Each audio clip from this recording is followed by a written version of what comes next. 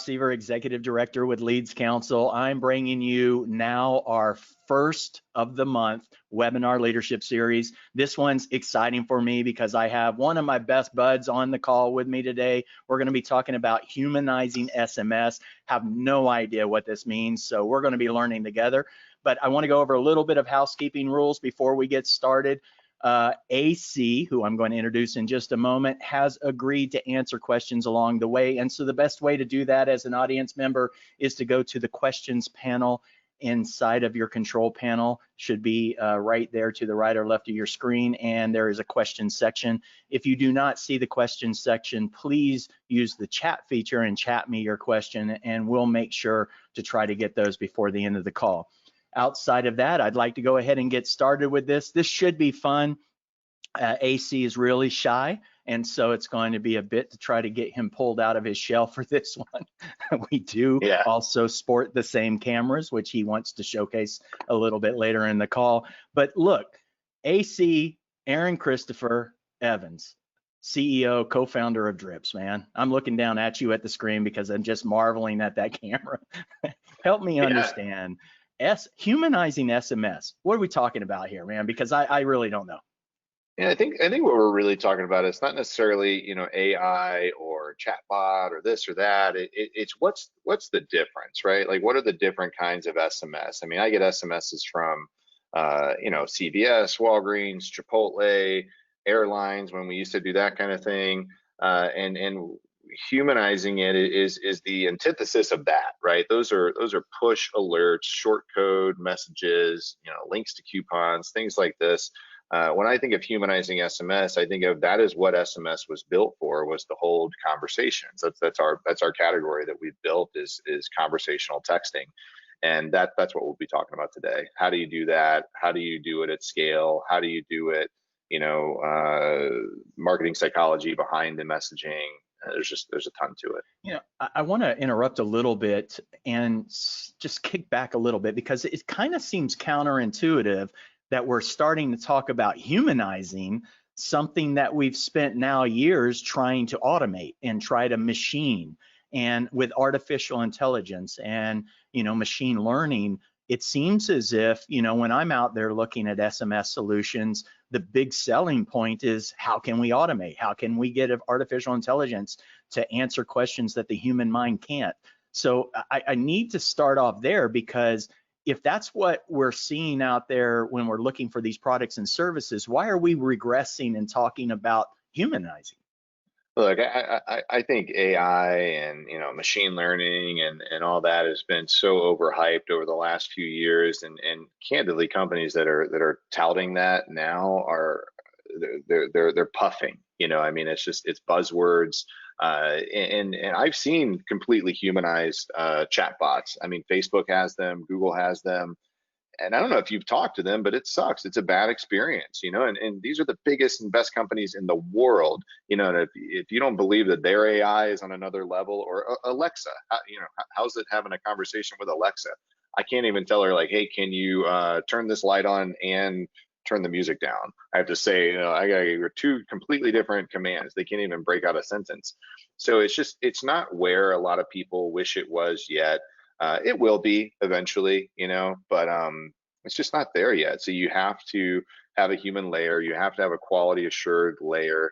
I mean, you talk about all the regulations. I mean, you know about this more than most with our work on the Leads Council. Like, what happens if somebody texts you back and they ask to get removed from the list, and your AI doesn't understand that exactly, and then you just broke revocation of consent. You know, like, these are very scary things, you know, to not get right. I think it's interesting because, I mean, thank you for acknowledging the Leads Council. So you as a board of director member certainly want to get that plug in. But, you know, as we do talk about some of the regulatory stuff, you and I both mutually know Eric Troutman of TCPAworld.com. And, you know, I talked to him in depth about this because, as you may or may not know out there in the audience, I would believe that most courts and even the FCC now, they include SMS as a call under the TCPA provisions. Am I correct in that? in what I'm saying? That's my understanding. I mean, Eric tells us that a call is a call is a call, right? If it's a ringless voicemail, a text, you send somebody, a selfie picture. I was going to say something else. These are all calls, right, under the eyes of the law. I think the ringless voicemail thing, there was some case law that just came out about that not too long ago. Right. But yeah, anything that's hitting somebody's phone on a mobile phone and an automated message, that is an automated call. And so therefore falls underneath the regulatory oversight and enforcement, and therefore needs to have certain criteria. So there has to be an opt-in, right? There has to be somebody giving you permission to be able to send a message to that phone. But help me understand, I mean, is SMS all alike? I mean, I've got an iPhone and I get iPhone messages. Would that still be considered a SMS? Yeah, I believe so. I mean, that's my understanding. I mean, there's SMS, MMS, text messaging, rich text messaging, RCS, 10DLC, short code, long code. I mean, there's a lot of, different buckets that they all, might be attributed to. But at the end of the day, it is a text message, right? And it is coming to somebody's phone, whether it's humanized, automated, somebody sent it by hand, whatever it is. These are all, to me, considered texting. I'm glad you went through that list. It reminded me of Forrest Gump as he went through all the shrimp in the world and how you can prepare it. So definitely is the analogy. Popcorn shrimp. Popcorn shrimp for sure. So, I mean, so now that we kind of understand, what does SMS stand for, by the way? Do you have that down? I mean, short messaging systems. I should know that. You only are CEO of Drip, so. I had it, short message service. That's what I said. You can edit that in, right? So look, here we are. We've got it established that SMS can be a world of different things as it relates to things hitting your phone. We've established that it is highly regulated, and we're seeing in courtrooms highly enforced as well. And so there are outcomes in the courtroom that actually aren't in favor of people pushing out spam messaging and not having an opt-in consent. And so when I talked to Eric Troutman also, he says we have to be very careful as an industry trying to promote the technology side of it and the automation side of it and the machine learning side of it. We have to be careful about that because not everybody's in love with that. And so, I want to say that now that we kind of understand that that's the groundwork here, this might be where humanizing the messaging becomes really relevant. Yeah, look, I think a human layer is important. I don't think anybody should or want to be completely automated. I think that's very risky. Consent, obviously, whether implied or expressed, is super important. Understanding the difference between administrative messaging and marketing messaging is super important.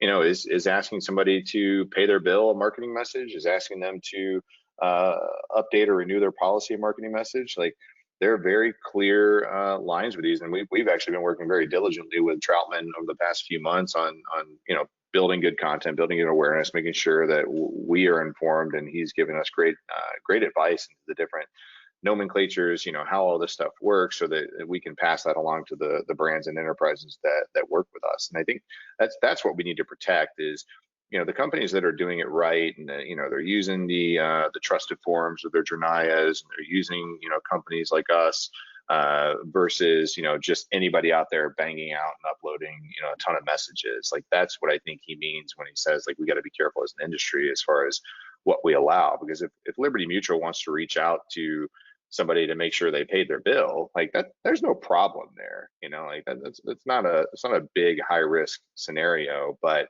if somebody's getting a ton of messages about, whatever, saving money on something from some no-name company that's, reselling some calls, like that's what I think the industry needs to watch out for. I want to back up just a second, just to make very clear, because I mean, you're Drips, and I know that you also promote the fact that, I mean, just because we're going over humanizing SMS and talking about that element that needs to be part of the ecosystem, your platform has the automation, it has the machine learning, it has the artificial intelligence built in, but that's only one component, right? I mean, am I right about that? I'm just asking. Yeah, the human piece is a huge part of it. I mean, at the end of the day, nobody should rely on automation completely. I mean, the human layer, the quality assurance, the training of the model. Like if we see something brand new that came in and we don't know how a brand would want to respond to that via frequently asked question, like we have to review that. A human needs to look at that, read it, respond to it. I mean, literally, respond to it, or click the button that gives the pre-prescribed response that sends it back. So there's a lot of components to it, and I think there should be for anybody trying to get into this. Is there a particular like position or title within a company when you're working with some of these companies? So you got company XYZ over here, and they're interested in doing, and I want to get into the humanization of this. This is why people signed up for it, but I want to kind of lay the groundwork here. Who do you work with typically in a company, and what is that process like? I'd like to break it down a little bit before we actually start talking about like how do you take that technology and actually layer in the human element. And so who do we normally talk to when we're setting these campaigns up? Or is it marketing? Is it who is it? It's a great question. To me, and Drips and the whole team have done a great job at figuring this out. But in the beginning, we started with just contact, right? We were addition to at the tail end of a call center effort. They called somebody a bunch of times, couldn't get a hold of them, and then we try to do our thing to re-engage that user. Now, we're the tip of the spear on most of these things. We're doing appointment setting, reschedules, policy renewals, not sufficient fund alerts, everything you can imagine, ride share stuff or driving for reviews, every part of the funnel, every part of the consumer journey. So nowadays it looks a little different because we're selling to big companies now, right? We're selling to Fortune 10 companies, Fortune 100 companies, and you can't only talk to one department in those companies. I've learned this the hard way. I pitched a long time ago one of the biggest telco companies, and got the deal, got the signature, had a cool, use case for their call center, and I made $0 with them. And it was because we weren't solving a big enough problem. I've learned, over the years that you have to solve really, really, really big, tens of millions of dollars of problems for big enterprises for them to take on the cost of adopting a new vendor. So that's why, that's candidly why I think we kind of stand on our own is we are doing this a different way for different types of companies. So we generally will figure out wherever we think we can fit, right? So hypothetically speaking, let's say it's True Green, and I don't know this exactly about them, but they have big churn, every year. Winter comes, they got to get that people back on to sign up for their lawn care, or a company that does taxes every year or something like that. Like they have a churn issue, I'm sure, a nurturing issue. So we may go in at that angle with the marketing person, with the consumer experience person. But the first goal is to really explain what conversational texting is, where it can land on any given part of the funnel, all the way down to claims. Like with Gainsco, we're looking at doing, or may already be doing, text messages for letting them know a hailstorm is about to hit.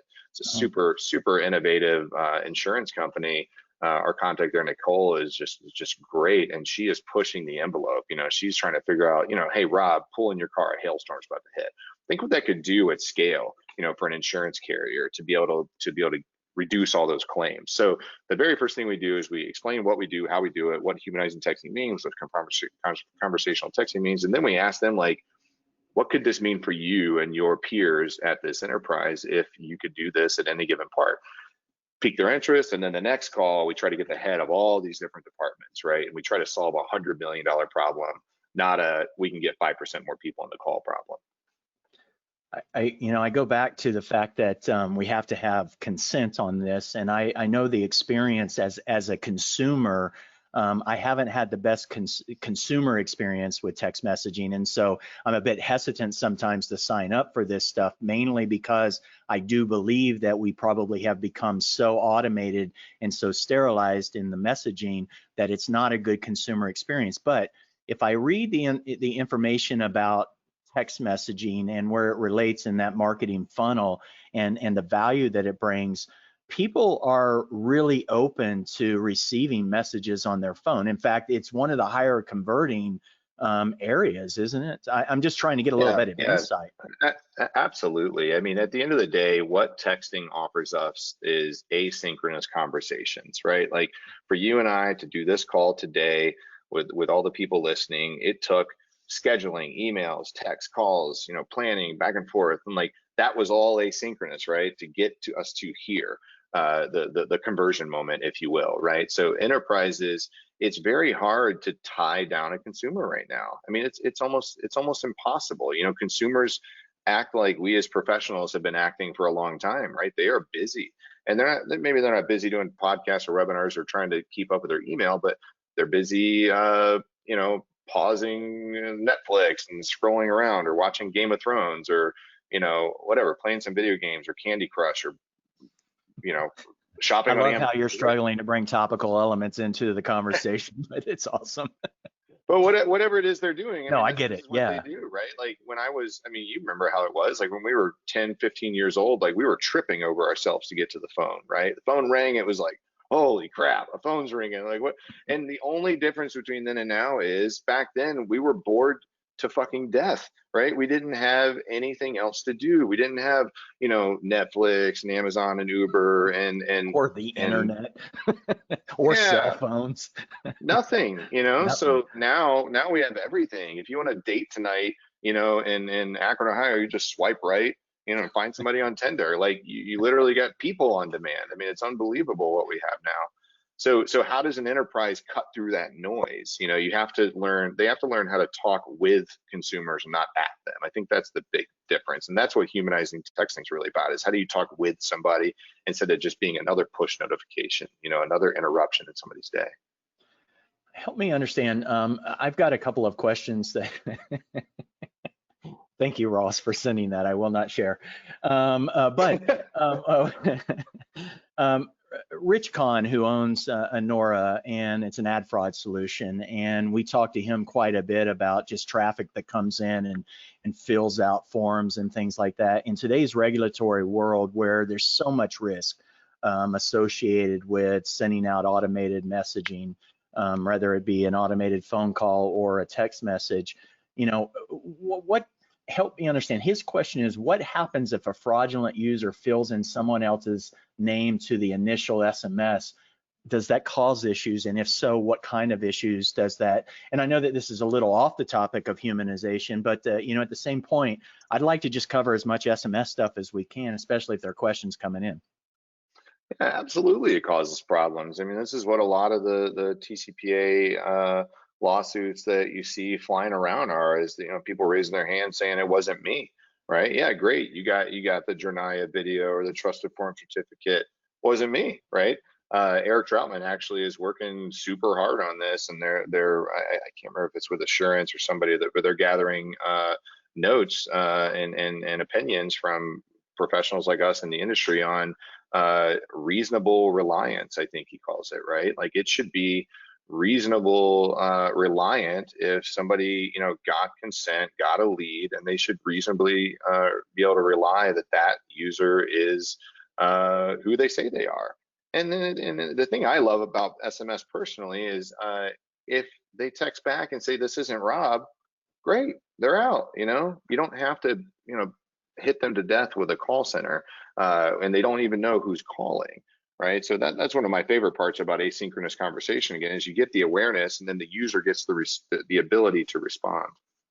Do you feel that, this, I mean, how many, if you were to just guess, pull a number out of whatever, how many SMS platforms or competitors are out there in the space?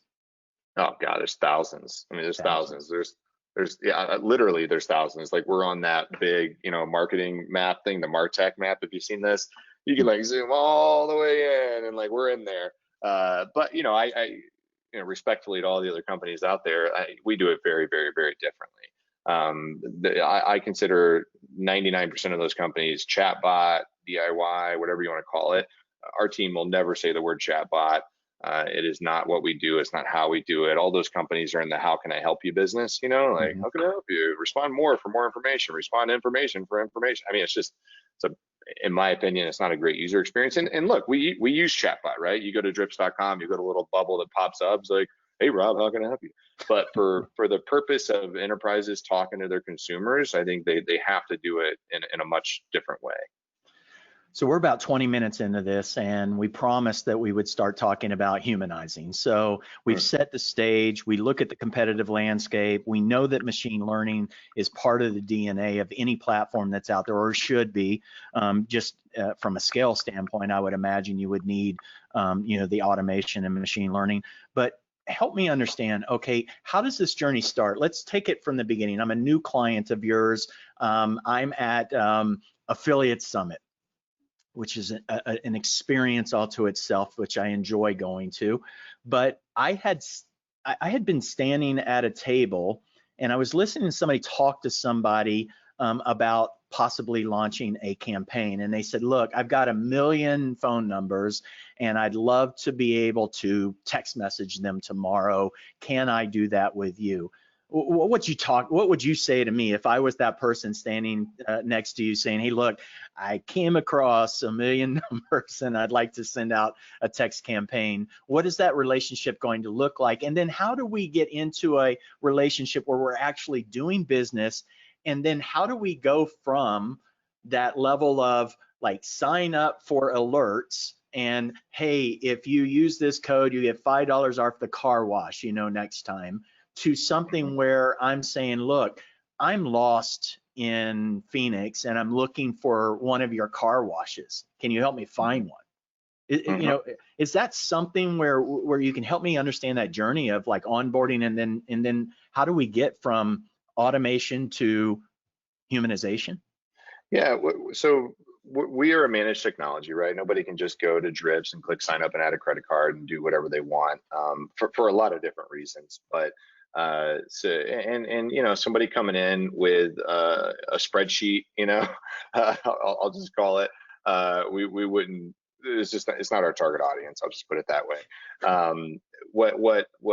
Who are our target audience are large companies, Fortune 1000 companies that are having trouble communicating with their consumers, right? 3-day blinds, having trouble because people cancel appointments and they got consultants showing up and they got no call, no shows. Debt.com having problems getting a hold of their leads that come in overnight. And that's actually a good example of something we can talk through humanizing, right? So this would actually be a tangible example that anybody can go take this back to their team with. So leads come in all night, right? 24/7, it never stops. The internet doesn't stop, but guess what does stop? Call centers, right? People got to go home. People got families. People only work certain hours. It's not worth it for a lot of enterprises to run call centers overnight. So an example of how to humanize text messages: if a lead comes in, and of course you got the right consent, you ran it by Eric Troutman, you ran it by your legal counsel, whatever, then you can, send them a transactional text message. Hey, Rob, or it's just, hey, this is debt.com. You caught us after hours. We're open Monday through Friday, 8 to 9 p.m. Thank you, right? Like that's something that at least will stop that user from shopping, right? Because if they're looking for some help, they at least know that they know when they can get a hold of you. What would be better is if they took your first name and plugged it in, and said, "Hello, Rob. You caught me after hours. I'm whatever with debt.com. Can you call me back Monday through Friday between 8 and 9?" Now I'm putting the onus onto the consumer, right, to respond to that message. Or you say, "Hey, this is Gary," right? Like, maybe you got the name of one of their agents in their call center, and you can really personalize it. Assign that lead to Gary. Make sure that Gary knows he's got to call that person back. And now it's, "Hey, Rob, it's Gary with debt.com. You caught me out of the office, but I'm really looking forward to help service your debt or, consolidate your debt, whatever. I can call you back Monday, 8 a.m., right?"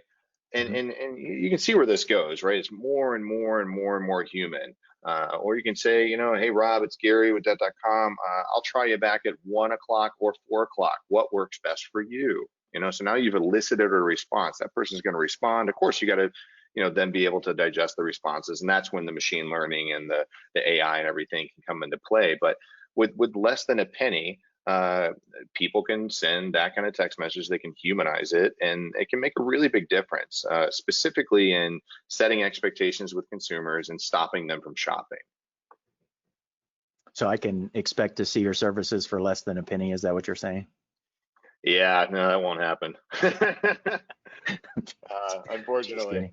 So I get the concept. I think as a consumer, I've had some experiences with my phone and some of the companies that I've signed up for, but quite honestly, it's always been a bit broken. How do you take somebody who comes in?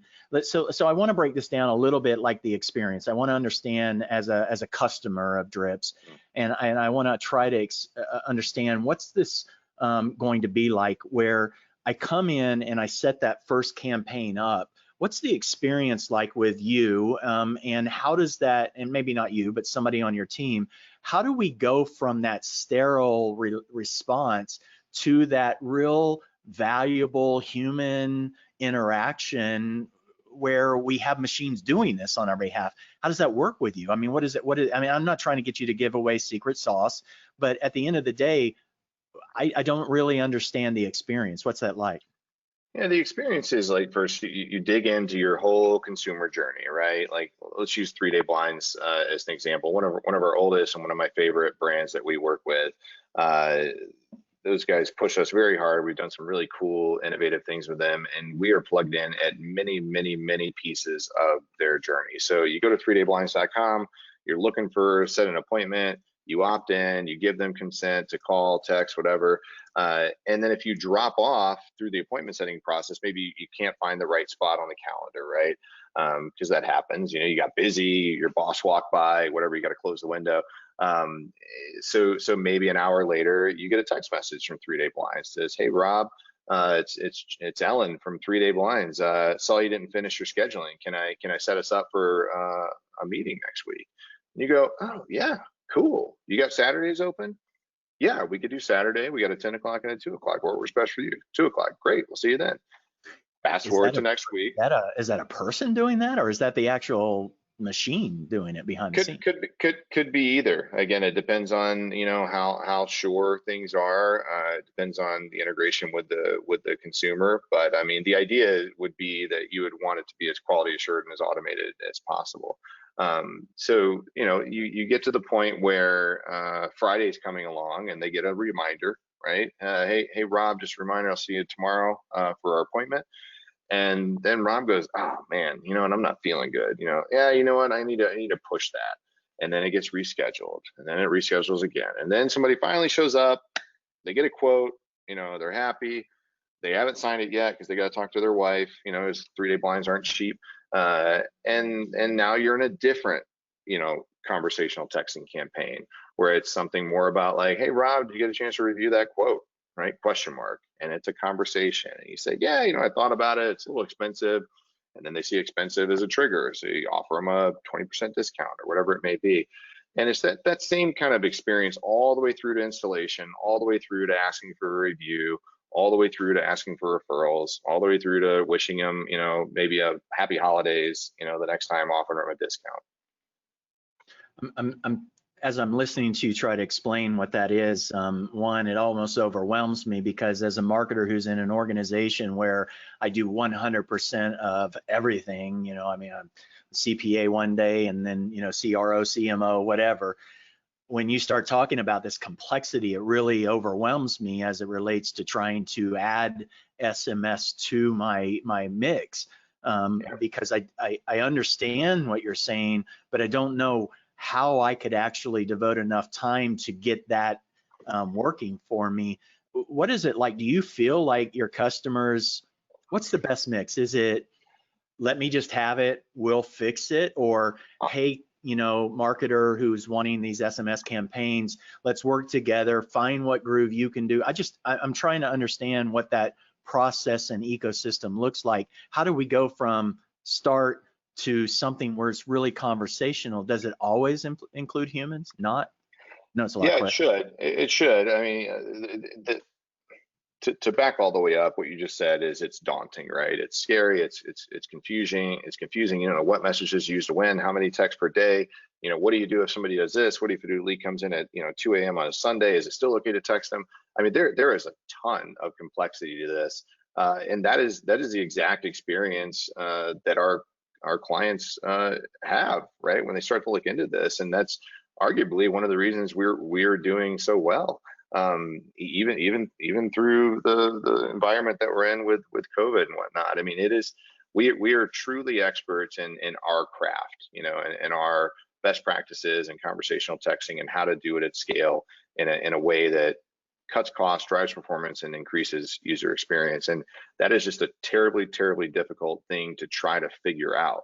Not even just the regulatory side of things, or the consent side of things, or what happens if somebody sends back a middle finger emoji. I mean, there's just so many ways that a humanized conversation can go that it's a hard thing to figure out, and that's really what we've done. Now, again, we started, 5 years ago, we started just tail end of the call center, trying to get people on the phone, but again, fast forward a few years and 100 plus clients, like it's just a different game now, and we truly know what works, how to do it, where to do it, when to do it, what's okay to do, so that we can help our clients, remain compliant with federal and local laws. We got experts like Eric, helping us crack the system. But it's a labor of love. I'll tell you that. It is very consultative. It is very, it's a managed technology, right? Any managed technology, we have to come in, we have to be experts in the room with what we do. Oftentimes, we're dealing with big change management. Somebody runs a call center and they don't like what we do because that's threatening their job or their role or whatever. So it's not easy, but it is collaborative. That's the clients that work really well, or the ones that are good with feedback, with transparency, and work in a very collaborative nature with our company. And that's why we're a 90-person company, because we'd had to scale a managed technology. It's not, I wish it could just be a DIY platform that anybody could use and it would work really well. But the truth of the matter is it's very difficult and very nuanced to do well. Got very dark on me. It started storming outside, which doesn't happen very often in Arizona. So I just had to go, whoa, that's rain. Don't know what that is, actually. I heard about it on the internet one day. So the question that I have for you is, I gave you the scenario that I'm in, where I'm a one-person team. Can you scale this type of automation / humanization with somebody like me? Could I come to you and say, hey, look, I've got this thing, and can you help me up to speed? Is that something that you're able to do? As long as you're willing to sign a 12-month, 5-figure a month commitment to us, we would be happy to automate the Leads Council's messages for you, Rob. We will run that by the board next week. Okay. Great. I'll vote in favor. I bet you will. No, look, I mean, we're, candidly, like we're not set up to service SMBs. The end, right? It's not our focus. Not what we want to do. It's not what I want to do. It's not, to me, it's not as interesting as a problem as figuring out how to, enable Amex to talk to all their, users in a given day. I like trying to scale the unscalable. That's my passion as a product entrepreneur.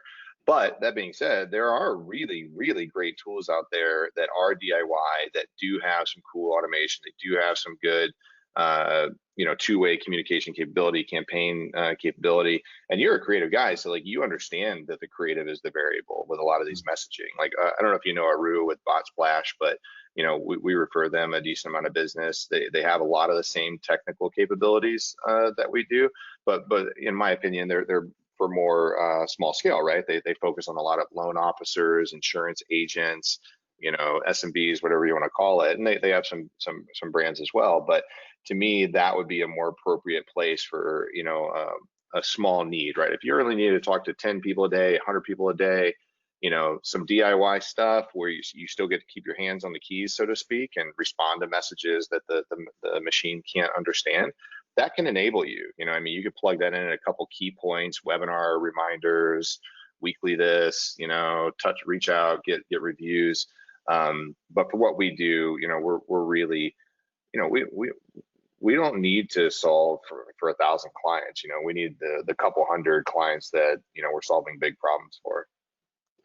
I want to go back a little bit to you talked about some of the messaging and opting out, what are some of the more creative ways that you've seen people opt out of campaigns? Can you even what, say? yeah, what is this webinar rated? You've already dropped the F-bomb, so I mean, and somebody Oh, pointed that out that you so yeah, eloquently did. Only yep, AC. yep. No, I mean, like, So look, it's from a regulatory standpoint, I think the courts have said any reasonable attempt to opt out needs to be honored. Is that correct? that's how it's been explained to us. That's how Eric explains it, and that's again, that's why we have our human layer for quality assurance, right? If somebody gives you a double middle finger emoji, like everybody knows what that means, right? They don't want the auto insurance quote. They don't want your credit repair. So you should probably get rid of that person. Most systems understand, stop, unsubscribe, and cancel, remove. But we've built a robust list. I remember it was before I did the talk down in Florida. I was sitting in the airplane and I was zooming into my list, my blacklist keywords, because we were updating some stuff to the model. And it's every slur you can imagine. It's like it's all of them. So there's a lot of very creative ways. I've seen some funny ones though. We anytime we see a really funny one, it's a treat. I remember one. It said something like, because we have what we call questionable validity disqualifier, right? So if Rob said this isn't Rob, right, we would remove them and we'd send that back to the brand and they could push it back to the publisher or whatever. If they said I'm 12 years old, we'd want to remove them. We'd want to disqualify that lead. I remember seeing one. It said, I would rather drive a sandpapered seat bicycle naked than drive a fucking Honda. Because we sent out a quote for a Honda, so that's a questionable validity lead, right? Like that Would your person probably, platform like say that was kind of opting out? yes, that was absolutely an opt out. That's true artificial intelligence right there. Yeah, but you're right. If you got the wrong person, you want to remove them, right? But yeah, we've seen a lot of creative stuff. You talked earlier about like the journey, the consumer journey, and how early on. I found it was interesting. I didn't even know that about, other than you saying it on this call. You started out just trying to warm transfer, trying to get people to call, right? So you were like saying, okay, look, I'm just going to edge them a bit on their phone with a text message and try to get them engaged with a human, right? That's how you started. But as this journey continues for you, does SMS play a role in conversion? And if so, do you have people using SMS to actually buy now or click here or whatever? Is that part of the ecosystem? Yeah, we definitely have drive to site capability, drive to app install capability. When you talk about converting people over SMS, it gets a little tricky. You have, PII information. It's tricky, trying to collect people's billing information. It's just tricky, as Eric would say.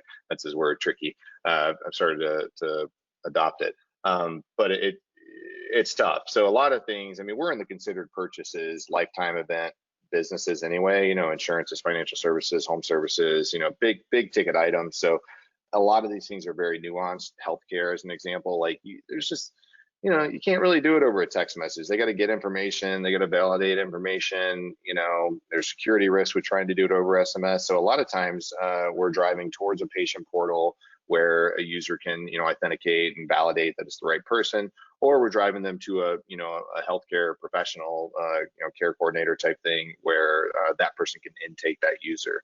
But I think, but the point is, like, it can fit anywhere in the consumer journey that you need to get a hold of, and we call them pivotal moments, right? Like there's all these moments of churn, or like healthcare, for example.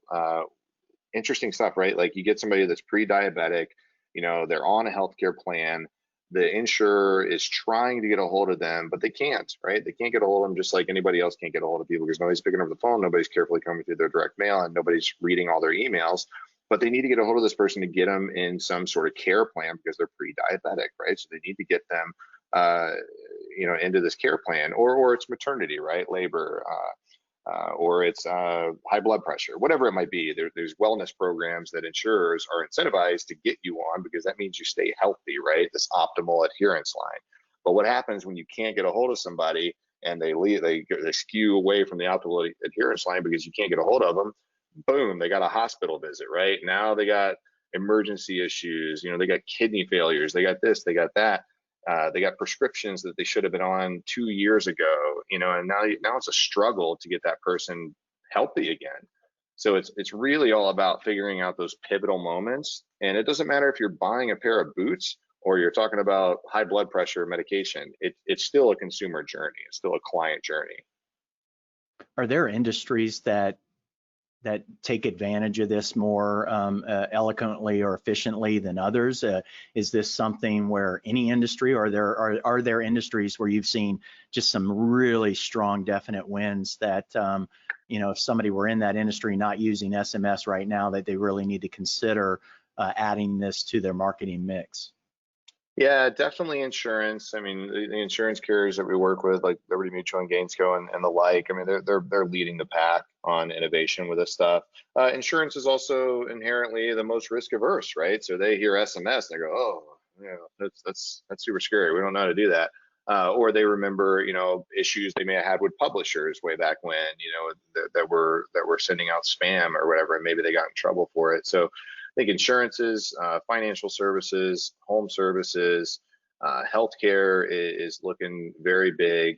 The ones that we haven't dealt with a lot are collections, travel, and EDU. I think EDU is probably one of the more ripe ones, especially now when everything's going to be moving to virtual. That means that Akron University they don't necessarily need to have semesters like they did before. Maybe they can have year-round enrollments and online coursing. So I think EDU is probably going to be one of our bigger investments and bigger bets in the near future.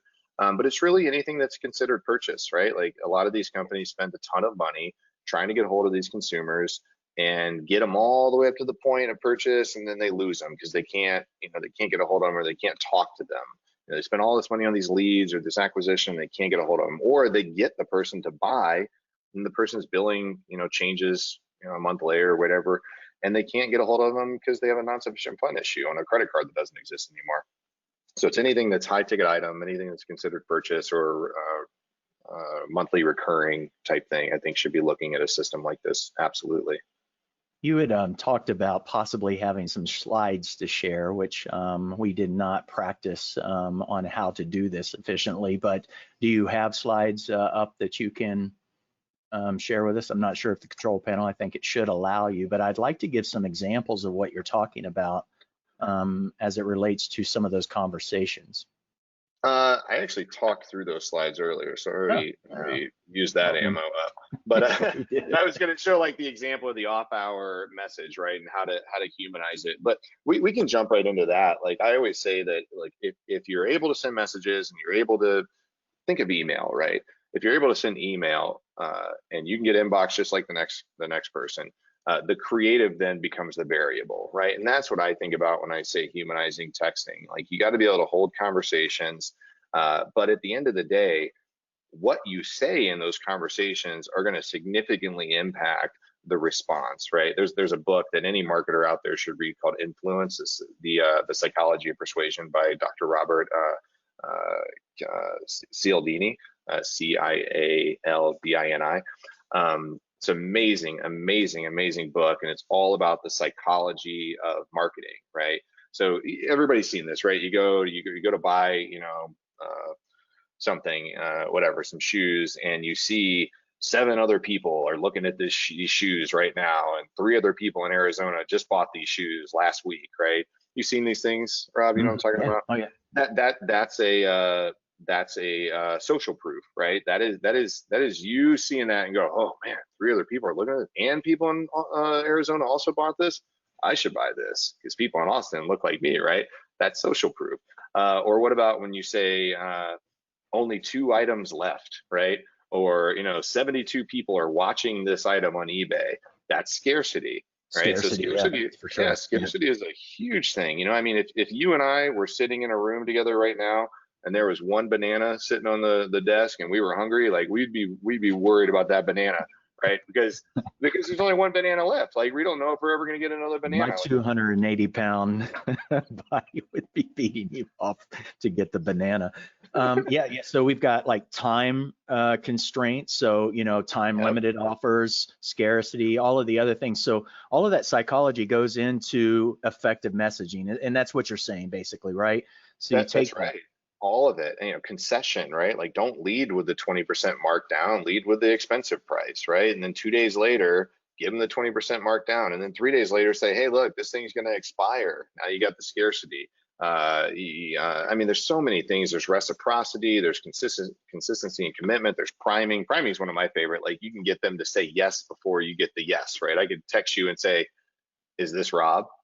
Yes. And they're like, great. Would you like to jump on a call? And like you psychologically are already primed to say yes to the next thing if you started with a different yes. Authority, like one of the reasons I'm proud to be on the leads council with you is the authority that it affords me in the B2B world, right? Like, yeah, I'm working with Rob and leads council on writing the SROs for SMS. What's up, right? Like that's authority, social proof with or authority is having, as seen in Forbes or as seen in this or top, that's why all these awards that companies like ours apply to matter, right? Like if we're the top 20 fastest growing company in Deletes 500, like that doesn't earn us anything, but it looks great, right? And it affords some level of authority. It's like, wow, if they're growing that fast, then why are we not working with them? And you can weave all these things into your messaging, whether it's email, whether it's a webinar, whether it's this kind of goes back to like clickbait, right? Like that's why clickbait was so good. It's like learn the one word that whatever. Like it just like it triggers something in your brain. You're like, I gotta know what that one word is. We've only got about 5 more minutes. I really would like to make sure that if anybody has a question in the audience, anything related to SMS, it may not be just humanizing SMS, but anything. You've got, the CEO of Drip sitting here, and so let's go ahead and ask that. But how do I get started in this? So I love what you're saying. I really buy into it. I mean, as a consumer, I would much rather at least believe on the surface that I'm talking to somebody instead of a machine. And so what are my next steps? How do I get involved with it? How do I do have the anxiety that, this is overwhelming and I'm not going to be able to one-off messaging just to have that human element. How do I get involved with this with you? I think it just depends on who you are, right? So if you're Rob Seaver and the Leads Council, I would look at tools like Bot Splash or Text Us, where you can set up, simple drag and drop, obvious, easy to implement campaigns. You don't have to worry about the constraints of scale, and those are really applicable tools. If you're a loan officer, look for something like Mav. It's a pretty cool tool. I know the founders of. They focus on AI, texting for loan officers. If you're an insurance agent, there's specific stuff out there for that. If you're a recruiter, there's specific tools out there for that. If you're an enterprise, there's not really much out there. Again, that's been, we've kind of planted our flag on building this, creating this category. But if you're an enterprise, talk to somebody at Drips, talk to me, reach out to us at drips.com and find out what we could do for you. Like we offer these consultative discovery, calls for free, and you can learn a lot. Like I'll tell somebody exactly what they got, exactly what they should do, and exactly what they need to do. And sometimes companies are crushing it. I remember a couple of companies where they showed me everything they're doing, and I was just like, that's pretty dang good, right? Like you were doing a really good job. I remember I had that experience with a Tax Defense Network, really, really smart company. And they showed us everything they had. So they built out some crazy technology, had all their not loan officers, but their consultants or whatever. They had the ability to talk back and forth. They had great dispositioning, great automation scripting. I mean, all of it was just great. And I just left the meeting. I was like, you guys are doing great. You don't want to pay me to do, we could help, give them a 10% lift, but it wouldn't be worth the trouble for us. So if you're a big company and you're having trouble, something like us is probably more appropriate. Building it yourself is really tough because then you got to get all the learnings, all the natural language processing. You got to find out all the ways to say I'm at work or stop or remove me from your list. That's really a large part of our IP, is the however many, hundreds of millions of conversations that we've had, over the years to pass, is we've mapped all that, and human trained this thing, so we know exactly what something means. You have real people actually monitoring some of this stuff, right? You talked to me about like real verified, background checked people monitoring this stuff. Is that correct? That's right. Yeah. I mean, with the contracts we sign, like we cannot just, ship these responses overseas to have, anybody look at. Like we have a 15, I think, maybe person team of full-time employees, background checked, that monitor this stuff. They see something that doesn't look right, or hasn't been mapped yet, they have to map it. It has to get not automated, it has to get voted twice by two separate people. So if somebody said I'm working and they spelled it WERKIN, and somebody then clicked the I'm at work button, that then adds a vote, right? It adds one leg of a bridge to that bind. And then if that same message comes in again 2 weeks later, somebody else can vote for that. And then eventually you get to the point where it's part of our key value pair model. And that again is some of our IP, where we've just had so many of these messages and so many of these conversations that we know every which way to say that and any other intent that you can imagine. Well, look, I've learned quite a bit. Once again, I get anxiety when I start thinking about something that I would like to do and not sure that I could actually do it. But you've made it sound pretty simple, or at least in a way that I could get involved with it and do something meaningful. How quickly would it, like, you talked about some of these campaigns, and I'm going to wrap it up here, but you talked about some of these campaigns and they sound fairly sophisticated. And so therefore, I think a lot of effort and a lot of energy and a lot of work and a lot of time go into it. But in the reality of it, could I get a nice automated / human SMS campaign up and running and depend on it to be working for me all the time in days, weeks, months? What does that take? Yeah, I think weeks is doable. We pride ourselves on being able to stand these things up very, neck break fast for enterprise, compared to what they're used to when they're buying other managed technologies that require or that have an AI component to it.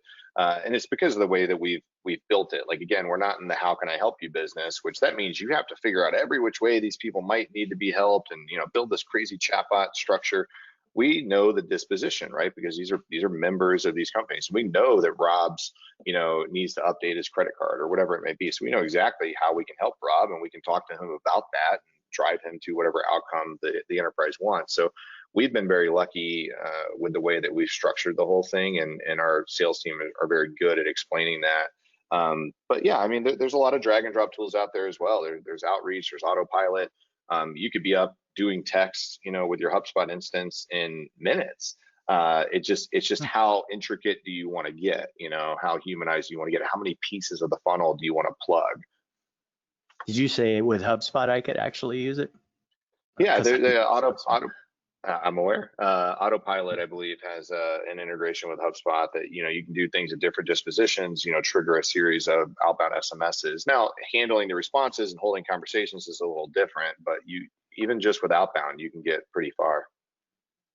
Well, look, AC, man, this has been exciting for me. I'd like to even continue this conversation, and so I'd like to be able to afford the audience some examples, maybe some screenshots or some ways of, also looking at it internally for themselves. And so anything you could share with me to share with the registrants and the attendees, I'll certainly get out. They can get a hold of you at ac@drips.com.